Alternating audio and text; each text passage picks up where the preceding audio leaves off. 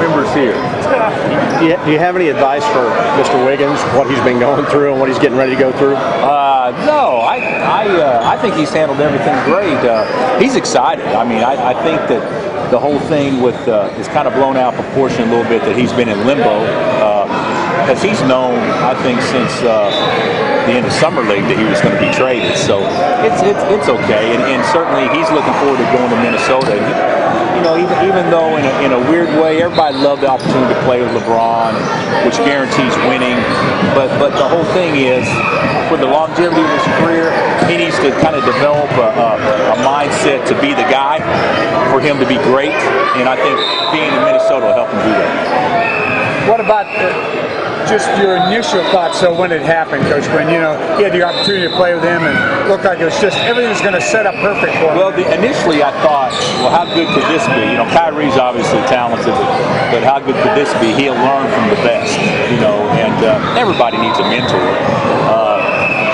But then when all the trade stuff started talking, I talked to Andrew, and Andrew's told me, he said, I hope I get traded.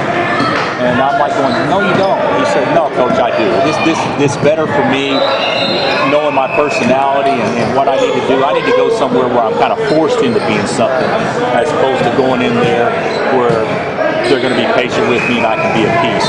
And he is right. From his personality and his mindset after coaching for a year, he needs to be at a place where people are really depending on him. Do you think he was on the verge of being, he would have been a dominant college player if he'd come back? He was a dominant college player as a freshman. He's from a number standpoint, you know, had the best freshman year that anybody's ever played at Kansas. You know, of course, Wilt didn't play freshman ball, but yeah, he'd be dominant. But you know, he's 19 years old, and opportunity knocks, and you know, he's obviously had to take it. I guess what I'm getting at is, does he have the kind of personality that he could step into that role, because he's going to have to do it in Minnesota, certainly? No, that's what I'm talking about. Yeah. This will help develop that personality. He's just young, and I think he'll continue to grow in that way. And, you know, he'll be I don't know what he'll be. I'm guessing 15, 16 point a game scorer as a rookie. I mean, that'll go to 17 or 18 and 19 or 20, and it won't be long before he's averaging 20 game in the league. Coach, if you were still at Tulsa, what would you think about the rules that the NCAA just passed, giving greater autonomy to the BCS schools and more money for their scholarships and everything? I think if I was at Tulsa, I would probably be nervous, because is this the beginning stages of a break-off? But what it is, it's the beginning stages of trying to avoid a break-off. So you know, I would be fine with it, as long as it didn't affect the tournament. You know, the thing about it is, when you're at a low or mid-major school, not very often are you going to out-recruit high-major guys. I mean, schools for high-major guys. You could, but what you end up doing, you end up getting them by out-evaluating or things falling right. But usually, if a high major program wants you and a low major program wants you, you usually go to the higher major program, usually. So it's not going to really affect recruiting that much. If I was at Tulsa, it wouldn't affect how I go about recruiting at all.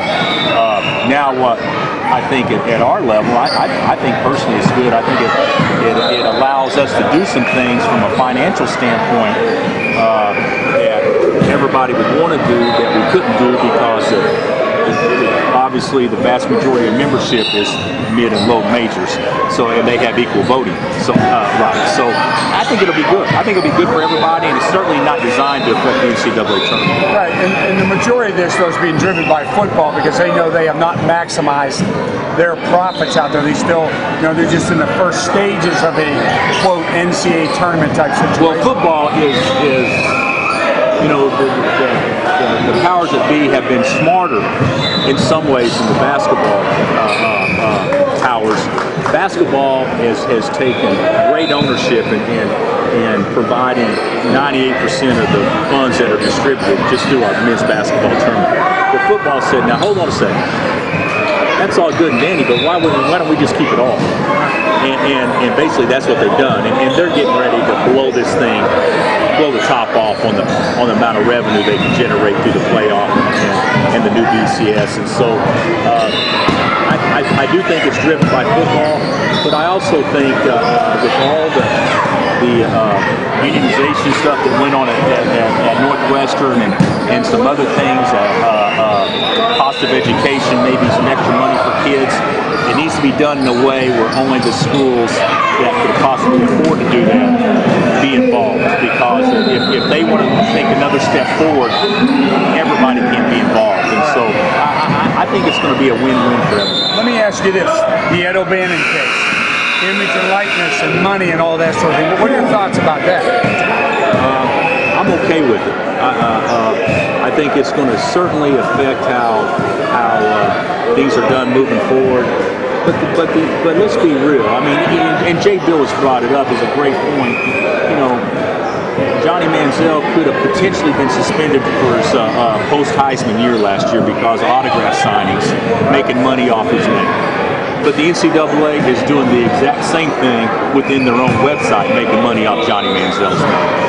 So I think there's been a conflict of interest that has started decades ago that now is going to be handled in a way where I think is probably more fair and will be more beneficial to the schools, not only the individuals. Coach, would a Big 12 scholarship be worth significantly more than a Missouri Valley scholarship? No, I don't think so at all. To me, a scholarship's whatever your room, board, books, tuition, and fees adds up to.